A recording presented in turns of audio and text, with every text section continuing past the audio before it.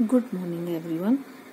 अभी मैंने आपके पाठ के जो राइटर हैं उन पर प्रकाश डाला था। अब उसके बाद मैं इसके सार पर प्रकाश डालने जा रही हूँ। ध्यान से सुनिएगा। इस पाठ में जो है लेखक अपने बचपन के बारे में बताते हैं।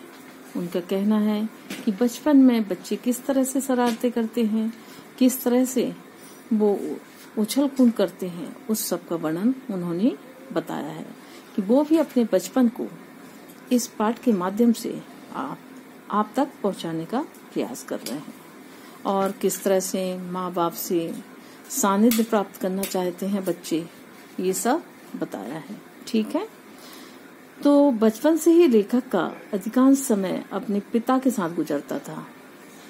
बचपन में जो ये राइटर हैं वो सबसे अधिक समय अपने पिता के साथ गुजारते थे। माँ से उनका सिर्फ दूध पीने तक का ही संबंध था।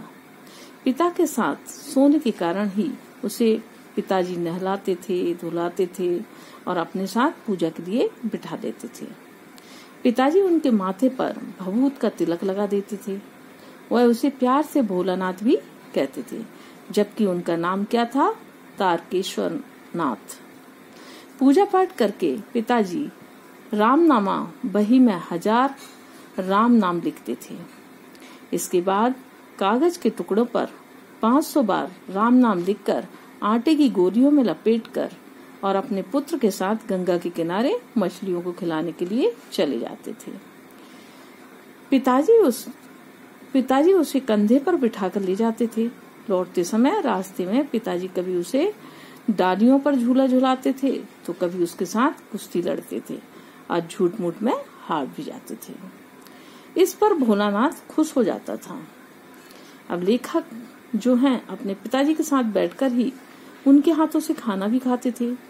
पेट भरने के उपरांत माँ उन्हें क्या करती थी, जबरदस्ती अपने हाथों से 2-4 कौर खिला देती थी। क्यों खिलाती थी? इसका कारण था, उनका कहना था, जब खाएगा बड़े बड़े कौर तब पाएगा दुनिया में ठौर। अब माँ क्या कहती थी? माँ कहती थी कि बच्चों का पेट माँ के हाथ से ही भरता है। पिता क्या जाने बच्चों को कैसे खाना खिलाया जाता है। उसके बाद वह रस्सी में बंधा हुआ लकड़ी का घोड़ा लेकर गली में खेलने के लिए निकल जाता। माँ उसे जबरदस्ती पकड़कर उसके सिर पर कड़वा तेल डालकर उसके माथे पर बिंदी लगा देती थी और चोटी गूंथकर बालों में फूलों वाला लट्टू लगा देती थी, रंगीन फूलों का, है ना। उसके बाद रंगीन कुर्ता टोपी पहना देती थी, उसको सजा धजा देती थी बच्चे को।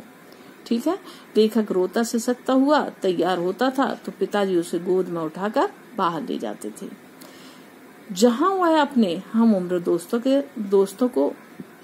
दोस्तों के साथ खेलता था और रोना भूल जाता था। भोलानाथ के खेल नाटकों जैसे हुआ करते थे। पिताजी के नहाने वाली चौकी को लेकर उस पर सरकंडे के खंबे बनाते, कागज का टेंट लगाते, मिठाई की दुकान लगाते, मिट्टी के ठेलों में लड्डू बनाते